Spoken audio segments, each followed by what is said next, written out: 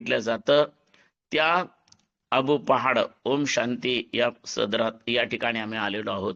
इथं आल्यानंतर एक वेगळी माहिती आपल्याला मिळाली की जे हिंदू आहेत, हिंदू संस्कृतीचा किंवा शिवभक्तीचा त्यांना ओढा आहे, परंतु त्यांचं गाव भारत पाकिस्तानच्या फाळणीनंतर पाकिस्तानमध्ये गेलं. नंतर त्यांनी भारतातील अनेक ठिकाणं दक्षिण, उत्तर, पूर्व, पश्चिम भारत पाहिला आणि त्यांना जे आवडलं ते ठिकाण म्हणजे माउंट आबू आहे आणि त्या ठिकाणी ही सर्व साधना केली गेली. आपण सर्वजण ध्यानाचे प्रतीक करणारेच लोक आहोत. वीरशैवांचा सिद्धांतच आहे दानम पूजा जपो ध्यानम. इथं आल्यानंतर आमच्याही ही गोष्ट लक्षात आली की दानाला अनन्य महत्व आहे, पूजेला सुद्धा अनन्य महत्व आहे, जपाला देखील विशेष महत्व आहे आणि ध्यानाला सुद्धा महत्व आहे. परंतु हे सर्व महत्व सिद्ध करण्यासाठी भगवंतांनी वेगवेगळे अवतार घेतले. त्या सगळ्या अवतारामध्ये दानम पूजा जपो ध्यानम हा जो विचार आम्ही करतो आहे त्यातला दान अवतारापर्यंत जेव्हा जातो त्यावेळेला आपणाला वामन अवतारापर्यंत पोहोचता येतं. बहुतांश दान जे घडलेलं आहे ते भूमिदान म्हणून आपण ऐकतो आहोत, परंतु जलदान, भूमिदान या सगळ्या प्रकारची दान आपल्यामध्ये अत्यंत महत्वाची केली आहेत. दानात दैन्यम विनश्यती असंही म्हटलेलं आहे. दानाचं महात्म्य अनेक ठिकाणी सांगितलेलं आहे. प्रत्येक धर्मात दानाला महत्व सांगितलेलं आहे आणि हे दान काया, वाचा आणि मन तिन्हीनी केलं गेलं पाहिजे. पहिल्यांदा आपण कायिक दान केलं पाहिजे. वीरशैव सिद्धांतामध्ये लिंगार्पितम अंगम, इष्टलिंगार्पितम अंगम, प्राणलिंगार्पितम मनः, भावलिंगार्पिता तृप्ती रित्यवेही वरानने, अशा प्रकारे आपणाला भगवंतानी भगवतीला सांगितलेला सिद्धांत पाहायला मिळतो. जे दान काय असलं पाहिजे तर इष्टलिंगाला अंग समर्पित केलं पाहिजे, म्हणजेच अंगावर इष्टलिंग कायम असला पाहिजे. त्याचप्रमाणे आपण त्या परमात्म्याला जेव्हा आपण हे द्यायचा विचार करतो आहे त्यावेळेला सगुण रूपाचा विचार करत असताना, सगुण पूजेचा विचार करत असताना आपणाला याची अत्यंत आवश्यकता आहे की त्याचं आभूषण शरीरावर असलं पाहिजे. प्रत्येक व्यक्तीला ही गोष्ट माहिती आहे. वीरशैव सिद्धांतामध्ये सुद्धा शैव, वीरशैव असं पुढे निराभारी शैव असे वेगवेगळे प्रकार आपण पाहतो आणि त्यामध्ये लिंग धारण करणारे, लिंग पूजा करणारे, जपध्यान करणारे ही अवस्था पण पाहतो आणि पुढे पुढे मात्र हे सगळे लिंग, रुद्राक्ष सर्व काही परित्याज्य करून केवळ शरीर आणि त्या शरीराच्या माध्यमातून नामस्मरण, देवाचं चिंतन असाही विचार निराभारी शैवामध्ये आपल्याला पाहायला मिळतो. इथं ओम शांती जवळ आल्यानंतर देखील आपल्याला हीच गोष्ट पाहायला मिळते की इथं बाकीचे कुठलेच माळ नाही, लिंग नाही, इतर कुठलं काही नाही, फक्त ओम याचा उच्चार करावा, ध्यानस्थ राहावं आणि शिवाशी एकरूप व्हावं या प्रकारचा विचार आपणाला या ठिकाणी पाहायला मिळतो. परंतु हे सर्व करत असताना परमरहस्यामध्ये सुद्धा सांगितलेले आहे की क्रियेस्तव शोधावे मूळ, व्रतान कळी छळ. त्याचप्रमाणे क्रिया जो झाला असे क्रिया त्याज्य, तया कोण मानिल पूज्य, अधर्मे वर्तता राज्य, नष्ट होय वैभव असं म्हटलेलं आहे. आणि म्हणून हे सर्व वैभव तुम्हाला आम्हाला हवं असेल तर मात्र आपण क्रिया संपन्न असलं पाहिजे. ज्या कुलात आम्ही जन्म घेतलेला आहे आणि धर्म परंपरेने सांगितलेलं आहे ते सर्व आपण केलंच पाहिजे. या हेतूने जे लोक लिंगधारी आहेत त्यांनी लिंगपूजा केली पाहिजे. ज्यांनी यज्ञोपवीत धारण केलेलं आहे त्यांनी ते यज्ञोपवीत जवळ ठेवलं पाहिजे. ज्या लोकांना ज्या धर्माचे काही वेगवेगळे आभूषण दिलेले आहेत ती त्यांनी परिधान केली पाहिजेत. इथं आपल्याला एक गोष्ट प्रामुख्याने लक्षात ठेवली पाहिजे की मला काय व्हायचं आहे हे आपण बालपणीच पोरांना सांगतो की तुला डॉक्टर व्हायचंय, वकील व्हायचंय, अभियंता व्हायचंय किंवा आणखी काय व्हायचंय आणि त्याप्रमाणे तो त्या कला, वाणिज्य किंवा रसायन या वेगवेगळ्या शाखेमध्ये तो जाण्याचा प्रयत्न करत असतो. त्याला जर विज्ञान परिपूर्ण व्हायचं असेल, डॉक्टर वगैरे व्हायचं असेल तर मग तो सायन्स विज्ञानाच्या क्षेत्रामध्ये जात असतो. त्याचप्रमाणे आपणाला देखील या सगळ्या गोष्टींची आवश्यकता आहे आणि त्यामध्ये त्यागांग, योगांग आणि भोगांग या नात्याने सुद्धा आपणाला साधना करायला सांगितलेलं आहे. एका बाजूला त्यागांग असं सांगितलंय, पण त्याग कशाचा करायचा हे मात्र आपण लक्षात घेतलं पाहिजे. कशाचा करावा तेही त्यांनी सांगितलेलं आहे. षडूर्मी, षडरूप आणि षडविकार याचा आपण त्याग केला पाहिजे, त्याच्यापासून दूर राहिलं पाहिजे. हा मुख्य हेतू आपल्याला सांगितलेला आहे.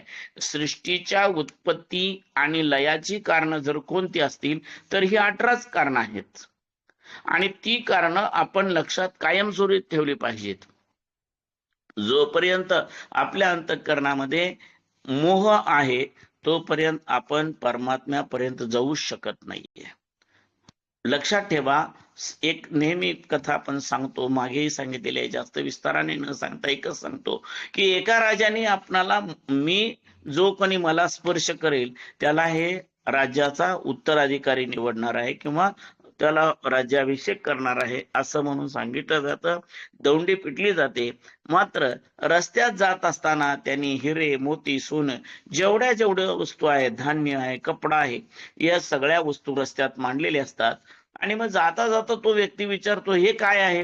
तर ते सांगतात, हे सोने आहेत, रत्न आहेत, वेगवेगळे दागिने आहेत, खनिज पदार्थ आहेत, धान्य आहे, कपडे आहेत. बरोबर, हे का ठेवलंय? तर तो सांगतो की ज्याला हे आज घ्यायचं आहे त्यांना फुकट मिळणार आहे, उद्या मात्र पैसे देऊन घ्यावं लागणार आहे. मग तो त्या प्रत्येक वस्तू घरी नेण्याच्या नादात लागत असतो.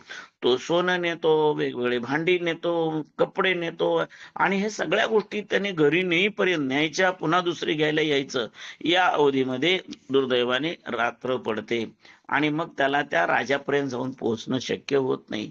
रात्री राजा विचार करतो, अरे एवढे सगळे सुविधा सांगितली असताना, मी माझा उत्तराधिकारी करणार आहे असं सांगितलं असताना सुद्धा लोक माझ्यापर्यंत का आली नाहीत? माझं काही चुकलं का? ज्या वेळेला राजाला समजलं की आपण ह्या ज्या रस्त्यामध्ये वस्तू ठेवल्या होत्या त्या वस्तू घेण्यामध्येच लोक थांबले आणि मग तुमच्यापर्यंत कोणी येऊन पोहोचलं नाही, त्याला या सगळ्या रयतेचं हसू आलं. अरे किती वेडे लोक आहेत हे. यातला एक जरी कोणी माझ्याजवळ येऊन भेटला तरी तो त्याचा मालकच होणार होता. या सगळ्या वस्तू एक एक न्यायची गरजच नाही, या सर्वांचा अधिकार त्याला प्राप्त होणार होता. तरी सुद्धा काम क्रोधादीमध्ये गुंतलेल्या जीवात्म्याला हे शक्य होत नाही. म्हणून काम क्रोध विनिर्मुक्तो लोभ मोह विवर्जित सर्व संग परित्यागी सर्वश्रेष्ठस्तु जंगम असं म्हटलेलं. इथं जंगम हा विचार घेत असताना आत्मसिद्धांत सांगितलेला आत्मा. आणि म्हणून आपले गुरु जे आहेत किंवा जंगम ज्यांना आपण उपगुरु म्हणतो आहे, ते म्हणजे आमचा आत्मा आहे, ते चैतन्य आहे, ज्यामुळे आम्हाला याची जाणीव होते. जंगम नेहमी आमच्या घरी भिक्षा मागण्याच्या निमित्ताने येतात, विविध पूजा अर्चा करण्याच्या निमित्ताने येतात, आमच्या देवासाठी बेल फूल जे काही त्याने आणून देतात त्या प्रत्येक गोष्टीमधून आम्हाला आमच्या धर्माच्या किंवा पूजेच्या वेगवेगळ्या अर्चनामध्ये त्यांचा सहभाग आहे आणि हे आमच्याकडून ते करून घेतात. त्याचबरोबर जे गुरुवर्य आहेत त्यांना शिवाचार्य वगैरे असं आम्ही म्हणतोय, ते किंवा साधू म्हणून संबोधलं जात आहे, ते काय करतात तर ते सततच आमच्याकडून पूजा जप ध्यान या सगळ्या गोष्टी करून घेत असतात.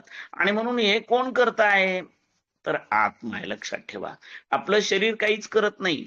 आंधळ्याला डोळे नसतात का? असतात, परंतु त्याला दिसत नाही, म्हणजे दृष्टी हे त्यातलं महत्वाची गोष्ट आहे. बहिऱ्याला कान नाहीत का? कान असतात, परंतु श्रवण शक्ती त्याच्यामध्ये नसते.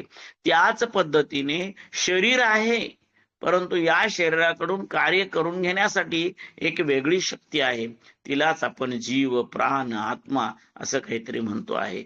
त्या आत्म्याप्रमाणेच गुरु लिंग जंगम या सगळ्यांचा विचार आपल्याला सांगितलेला आहे. आणि त्यामध्ये आत्मस्वरूपात जंगम आहे, आत्मस्वरूपात गुरु आहेत.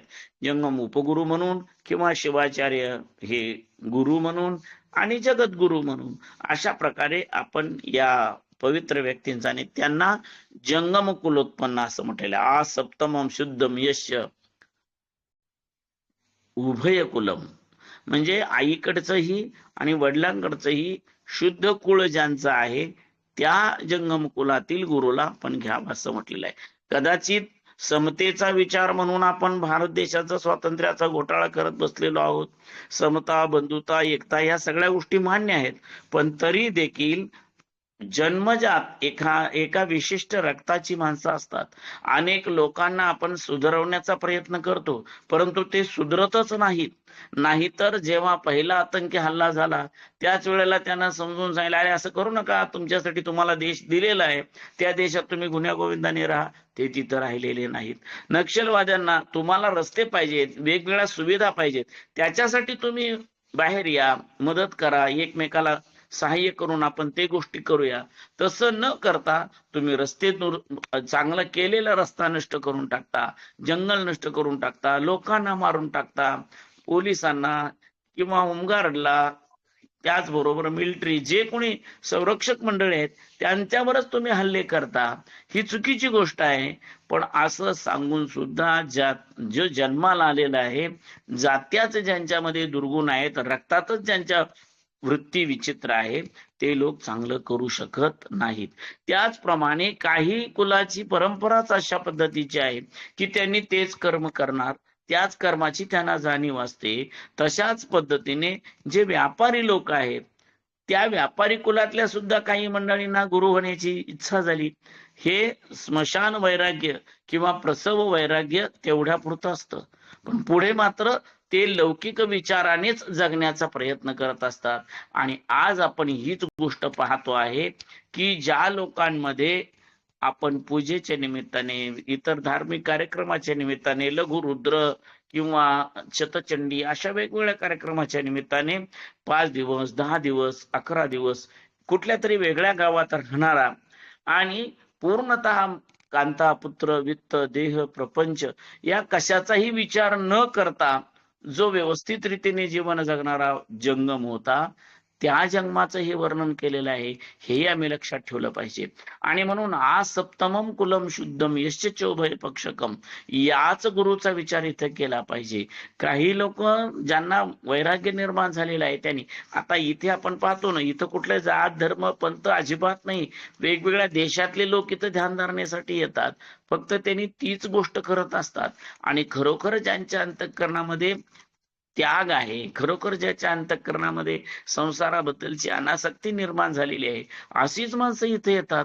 जगामध्ये एवढीच माणसं आहेत असं नाही, परंतु ठराविकच लोकांमध्ये ही निवृत्ती येत असते आणि ती निवृत्ती रक्तात भरलेली असते.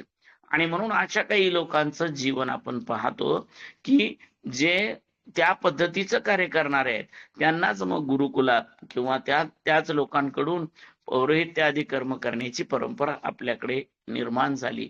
आपण ती परंपरा पुढे प्रत्येकाने सांभाळावी यासाठी सुद्धा प्रयत्नशील असतो. ज्या वेळेला अशा प्रकारची परंपरा सांभाळली जाते, आज बघा, ब्राह्मण असू देत, गुरव असू देत किंवा जंगम असू देत, त्यांना त्यांच्यासाठीची जी गुरु परंपरा होती, त्याच्यासाठीचे जे धर्म आचार विचार होते, दुर्दैवाने आज ते पाळताना दिसत नाहीत. म्हणजे त्यांच्या पोटचं संतान आहे ते सुद्धा तसं करताना दिसत नाही. याचं कारण कोणतं असावं? तर त्यांच्यावर झालेले विपरीत परिणाम आणि आमच्या देशातलं संविधान जात कुळ बघायचं नाही, अमुक नाही तमुक नाही असं सांगितल्यामुळे आता काय आपला उपयोग आहे? या भावनेने त्या लोकांमधील सुद्धा जी धर्म भावना आहे ती नष्ट झाली, किंवा धर्म कर्म आहे ते सुद्धा नष्ट झालं. पर्यायाने आपल्या सगळ्यांच्याच ही गोष्ट लक्षात येते की जे शुद्ध धर्माचरण आहे, शुद्ध विधिविधान आहे, ते बंद झालं. आम्ही गणपती उत्सव सुद्धा करतो, चांगले 10-11 दिवस दंगा करतो, पुन्हा पुढच्या वर्षापर्यंत त्याचं नावच घेत नाहीये. तीच अवस्था श्रावणातले 3, 4, 5 काय सोमवार असतील तेवढीच आमची मोठी भक्ती, पुन्हा मात्र वर्षभर आम्ही त्याच्याकडे लक्ष देत नाही. देवीचा उत्सव अशाच प्रकारे 8, 9, 10 दिवस आपण करतो आणि पुन्हा आपण सर्व विसरून जातो. ही सगळी परंपरा पाहता सातत्य असणं अत्यंत आवश्यक आहे. आणि म्हणून जो झाला शे क्रिया त्याज्य, असा इथे शब्द प्रयोग आपल्याला. त्यामुळे जर तुम्ही अशा प्रकारे आपल्या धर्माचे कर्म करणं सोडून दिलं, धर्म परंपरा विसरला, तर मात्र तुम्हाला कधीच यश येणार नाही. तुम्हाला ते यश यावं, तुमचं जीवन मंगल व्हावं, नवे नवे तुमच्या बरोबरच तुमच्या मुला नातवंडाला देखील सौख्य प्राप्त व्हावं, असं जर वाटत असेल तर मात्र तुमच्याकडून एक चांगली अशा प्रकारची कर्म पद्धती आचरणात आणली पाहिजे. आणि कर्म करत असताना ते ज्ञानपूर्वक केलं पाहिजे, समजून घेऊन केलं पाहिजे. मला पूजा करायची, मला जप करायचंय, मला ध्यान करायचंय, कोणती कृती करायची आहे त्याचं पहिलं ज्ञान आपणाला असलं पाहिजे. पूजा करत असताना ती बाह्योपचार की अंतोपचार आहे, अंतर्बाह्य आहे की केवळ बाह्य आहे किंवा केवळ अंत पूजा आहे, याचंही लक्षण आपल्याला लक्षात आलं पाहिजे. त्यानंतर ती पंचोपचार आहे, षोडोपचार आहे, राजोपचार आहे, आणखी कुठल्या प्रकारचे आहे याचंही ज्ञान आम्हाला असलं पाहिजे. जप करत असताना सुद्धा परा, पश्यंती, मध्यमा आणि वैखरी अशा प्रकारचे जप पद्धती आणि परेच्या पलीकडे ही पंचम अवस्था सुद्धा सांगितलेली आहे. या सगळ्या अवस्था आपल्याला लक्षात आल्या पाहिजे. ज्या वेळेला त्या पद्धतीने आम्ही जप करू तेव्हाच त्याचा फायदा आम्हाला होणार आहे. आम्ही जसं परापश्चांती मध्यमा वैखरीचा विचार करून जप करतो त्याचप्रमाणे पूजा झाला, जप झाला, आता ध्यानाची सुद्धा आम्हाला माहिती असली पाहिजे. ध्यान करत असताना कसं करावं, काय करावं, नेमकी परिस्थिती काय असावी, आपल्या समोर काय असावं. आपणा सर्वांना त्राटक योगाच्या माध्यमातून डाव्या हातावर इष्टलिंग ठेवून त्याच्याकडे पाहणं असं सांगितलेलं आहे. इथं ओम शांतीमध्ये लाल दिवा तयार केलेला आहे आणि त्याच्याकडे पहा म्हणून सांगितलेलं आहे.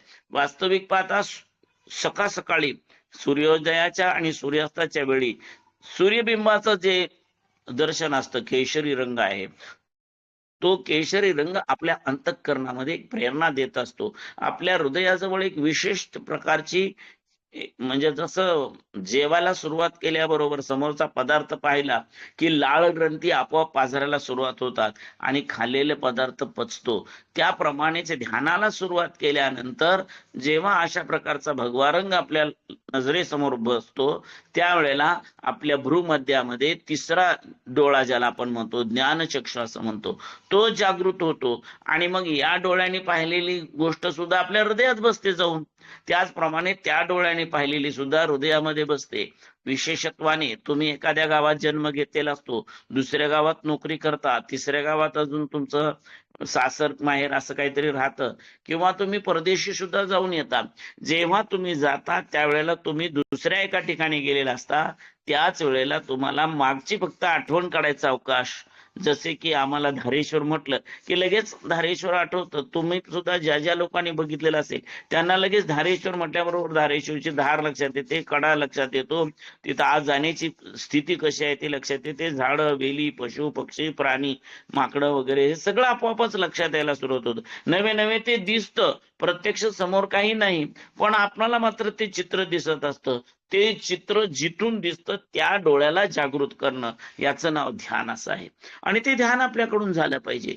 जेव्हा आपण डोळे उघडे ठेवतो तेव्हा आपणाला परत ध्यान सापडत नाही. म्हणजे दारेश्वर तुम्ही उघड्या डोळ्याने बघा गेलात तर मिळणार नाही, पण डोळे मिटल्या मिटल्या मात्र तुम्हाला ते दिसेल. जिथे तुम्ही आहात तिथे तुम्हाला सासर दिसेल, माहेर दिसेल, सासूरवाडी दिसेल, जे मी आता जिथं नाही आहे पण मात्र अगोदर मी पाहिलेलं आहे त्या ठिकाणाची तुम्हाला निश्चितपणे सर्व चित्र इत्तमभूत दृष्टी त्या ठिकाणी निर्माण होत असते आणि त्यामध्ये तुम्ही ते पाहू शकता.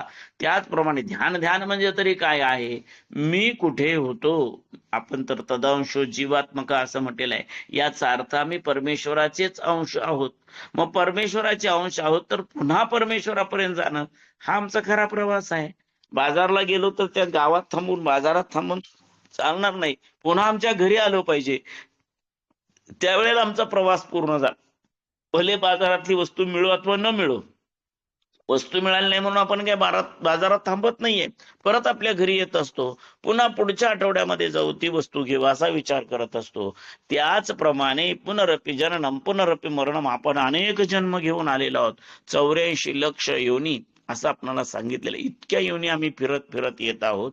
या सगळ्या योनी फिरत फिरत येत असताना शेवटचा जन्म म्हणून आपल्याला माणसाचा जन्म प्राप्त झालेला आहे.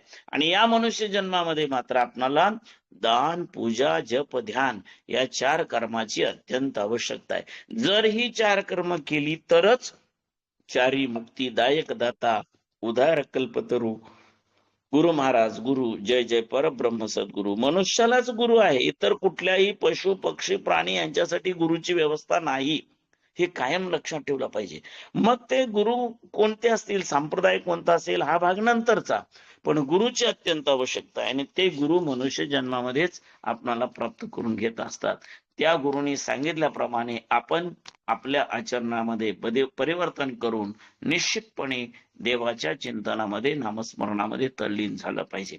मूर्तीची पूजा केल्यानंतर, आरती केल्यानंतर डोळे मिटून आत्मा त्वं गिरिजामती सहचरा प्राणा शरीरं पूजा ते विषयोपभोग रचना निद्रा समाधी स्थिती संचार पदयो प्रदक्षिण विधी स्तोत्रानि सर्वा गिरो यद्यत् कर्म करोमि तत्तदखिलं शंभो तवाराधनम. अशा पद्धतीने ईश्वराचं चिंतन पूजन मनन करत राहतो. हे तर केलंच पाहिजे. कुणालाही पूजा अर्चना केल्याशिवाय पर्याय नाही. कदाचित तुमची कुठल्या वेगळ्या देवावर असेल किंवा झाडावेलीवर असेल, वृक्षावर असेल, कुणावर तुमची भक्ती किंवा श्रद्धा आहे त्याप्रमाणे ते कर्म करा. मात्र हे कर्म केल्याशिवाय आपणाला दुसरा पर्याय नाही, हे सर्वांनीच लक्षात ठेवलं पाहिजे.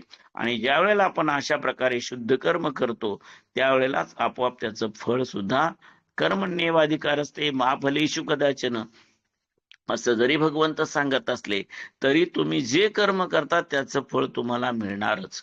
चांगलं केलं असेल चांगलं फळ मिळेल, वाईट कर्म असेल तर वाईट फळ मिळेल. फळ मिळाल्याशिवाय राहत नाही. किती भगवान शिवाचा आशीर्वाद प्राप्त झालेला आहे असं जरी म्हटलं तरी सुद्धा शिवाने तयार केलेल्या नियमाच्या विरुद्ध आपल्याला जाता येत नाही. भले शिव तुम्हाला म्हटले तथास्तु, काय नाही हरकत नाही, आता तू म्हणशील तसं होईल, तरी सुद्धा शिवानेच निर्माण केलेला जन्म आणि मृत्यू आहे, शिवानेच निर्माण केलेला न्याय आणि नीती आहे. त्यामुळे अनाचार सदाचार या गोष्टीचा संघर्ष कायमच राहत असतो. त्या दृष्टीने विचार करता आपणाला त्या पवित्र ज्ञानाची आवश्यकता आहे. श्रेष्ठतम ज्ञानाकडे आपण जाण्याचा प्रयत्न केला पाहिजे. आणि ते ज्ञान आम्हाला हवं असेल तर मग आमचं मन, बुद्धी, चित्त आणि अहंकार म्हणजे शिवोहम शिवोहम असं शिव सुद्धा म्हणत होते. आपणाला मी कोण आहे याची जाणीव झालीच पाहिजे. जोपर्यंत मला मी कोण आहे हे कळणार नाही, विद्यार्थ्याला मी विद्यार्थी आहे हे कळणार नाही, खेळणाऱ्याला मी खेळाडू आहे हे कळणार नाही, कलाकाराला मी कलावंत आहे हे कळणार नाही, तोपर्यंत विद्यार्थी सुद्धा यशस्वी होणार नाही, कलाकार देखील कला चांगली दाखवू शकणार नाही आणि चित्रकार देखील सुंदर चित्र काढू शकणार नाही. त्याचप्रमाणे आपण शिवाचा अंश आहोत हे आम्हाला कळल्याशिवाय आम्ही शिवापर्यंत जाण्याचा प्रयत्न करणार नाही. शिवापर्यंत जाण्यासाठी, शिवस्वरूप समजून घेण्यासाठी आपणाला या आणि अशा प्रकारच्या अनेक गोष्टींची आवश्यकता आहे. आणि त्यामध्ये ह्या 4 गोष्टी महत्वाच्या सांगितलेल्या आहेत. त्याच्यामध्ये दान, पूजा, जप आणि ध्यान हे सांगितलेलं आहे. दान बघा, मी थोडासा आज इकडे तिकडे फिरत असताना 4 युगांचा, सत्ययुग, कृतायुग, त्रेतायुग, द्वापारयुग असं जे काय म्हणतायत ना, कलियुग वगैरे, विचार केला खरंच आहे की बाबा दान आवश्यक आहे आणि दान त्या त्या काळामध्ये घडलेलं आहे. प्रत्येक काळामध्ये दानाला महत्व आहेच, परंतु पहिली गोष्ट कोणती असेल तर ती दानाची आहे. आणि दान देण्यासाठी म्हणूनच कायिक असेल, वाचिक असेल, मानसिक असेल, शारीरिक असेल किंवा वस्तुरूपाने असेल, सर्व प्रकारचं दान देण्याची परंपरा सत्ययुगामध्ये आपण पाहिलेली आहे. थोडं द्वापार युगाकडे आलो की आपल्या लक्षात येतं की तिथे पूजेला अनन्य महत्व आहे. अजून त्याच्या पुढे आपण येण्याचा प्रयत्न, म्हणजे एक युगाने पुढे आलो, कृतयुग, त्रेतायुग, द्वापार युग आणि कलियुग. जेव्हा आम्ही या युगांचा विचार करतो आहे तेव्हा कृतयुगामध्ये किंवा सत्ययुगामध्ये दानाला अनन्य महत्व आहे. त्रेतायुगामध्ये आम्हा सर्वांनाच पूजेची अत्यंत आवश्यकता आहे. सर्वांनी त्या त्या काळामध्ये पूजा केल्याचं चित्र आपण कालावधीमध्ये आपण सर्वजण ज्या पूजा करत होतो त्याच पद्धतीने वेगवेगळे देवदेवता ज्यांच्या मस्तकावर लिंग आहे असं आपण पाहतो आहे.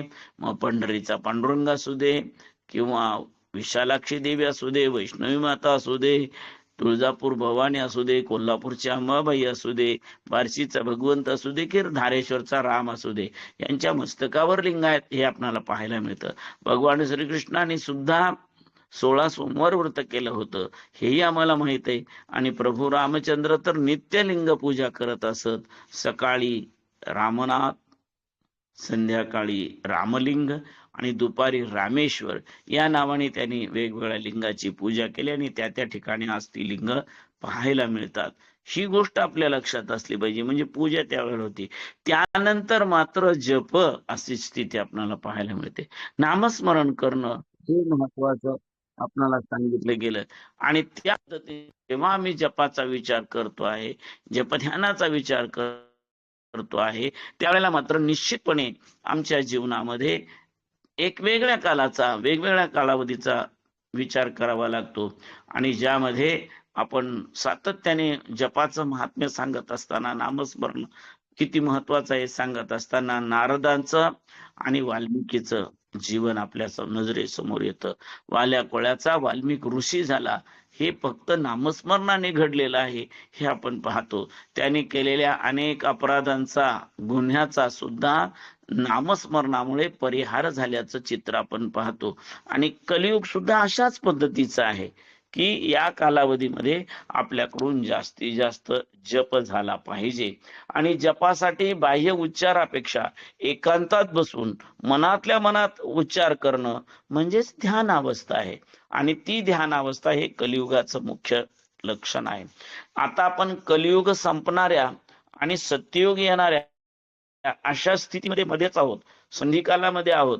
जसं सूर्योदय आणि सूर्यास्त यावेळेची संधिकाल असते आणि त्या कालावधीमध्ये सूर्यबिंब दिसत नाही किंवा त्याच्या कुठल्याही प्रकारचा आपल्याला अनुभव येऊ शकत नाही. पण मात्र त्या संधी प्रकाशामध्ये सकाळी झुंजू झालं असं आपण म्हणतो किंवा पहाटेचं तांबडं फुटलं असं आपण म्हणतो. त्याचबरोबर सायंकाळी तीच अवस्था आपल्याला पाहायला मिळते की आता सूर्य अस्ताला गेलेला आहे, मात्र त्याची किरण, प्रभा पाठीमागे आहे. ही गोष्ट आपल्याला पाहायला मिळते.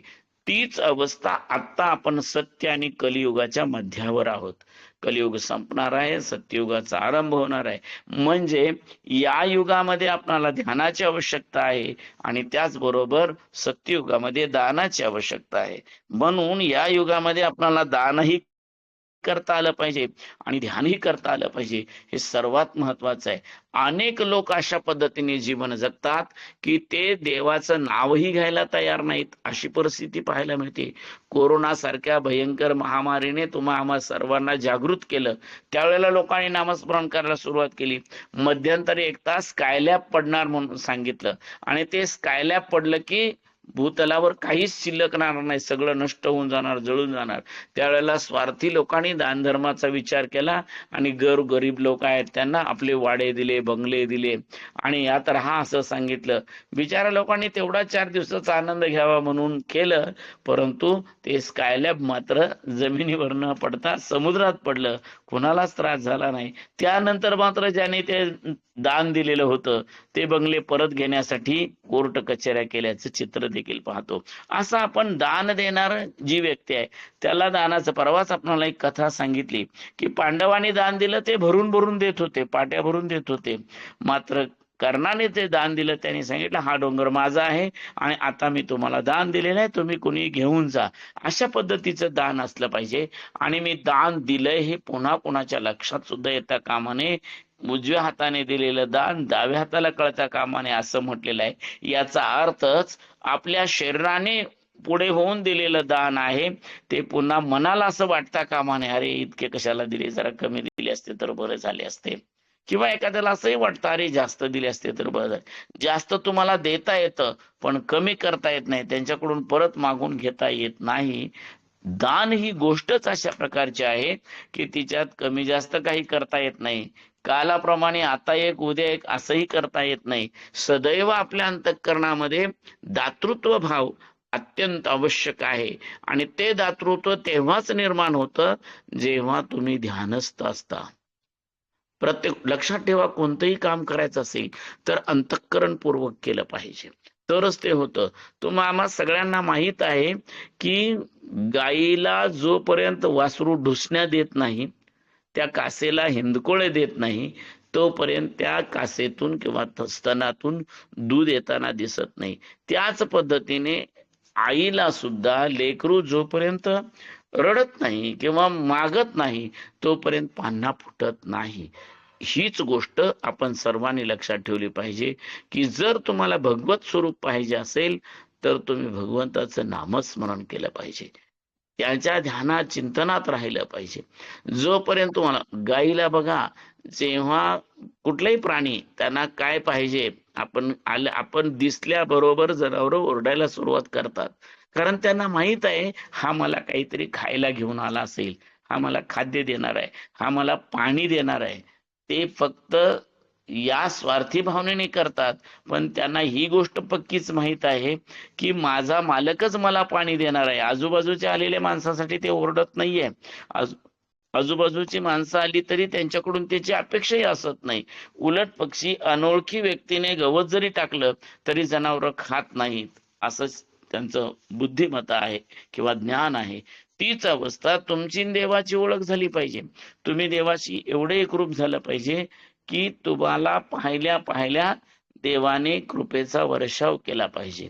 आणि पूर्वीच्या लोकांना ते घडत होतं, कारण त्या लोकांची तितकीच निष्ठा होती.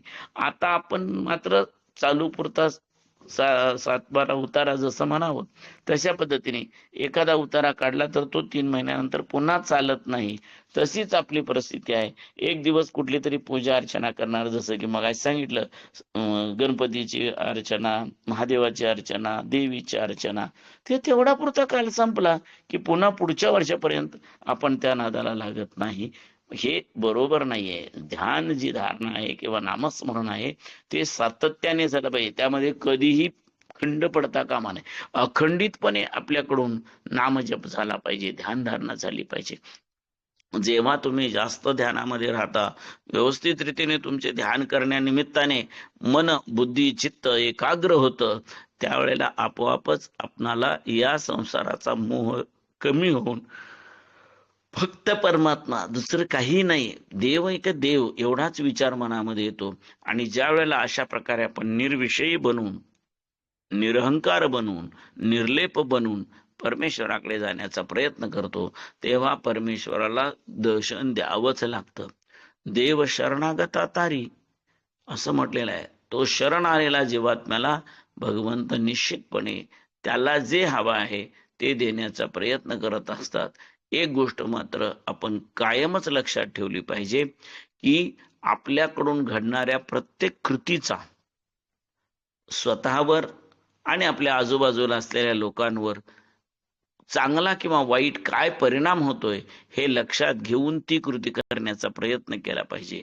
ज्यामुळे इतरांना त्रास होणार असेल, ज्यामुळे संघटन बिघडणार असेल, ज्यामुळे धर्माला बाधा येणार असेल, ज्यामुळे तुमच्या घराला बाधा येणार किंवा तुमच्या शरीराला बाधा होणार असेल तर तसे कर्म करू नका. आणि ज्यामुळे समाज संघटित होणार, तुमचं मन स्थिर राहणार आहे, स्वास्थ्य वाढणार आहे आणि इतरांना देखील आनंद होणार आहे, अशा पवित्र गोष्टी आपण कायमस्वरूपी करत राहिल्या पाहिजे. आणि तशा प्रकारची शक्ती, सन्मती दयाघन पार्वती परमेश्वर सद्गुरु धारेश्वराने आपणा सर्वांस द्यावी अशा प्रकारची भावना व्यक्त करतो आणि ही अल्पशी वाङ्मयी सेवा सद्गुरु चरणी समर्पित करतो. ओम शांती शांती शांती. सद्गुरु आप्पा आजचं धारेश्वर तेच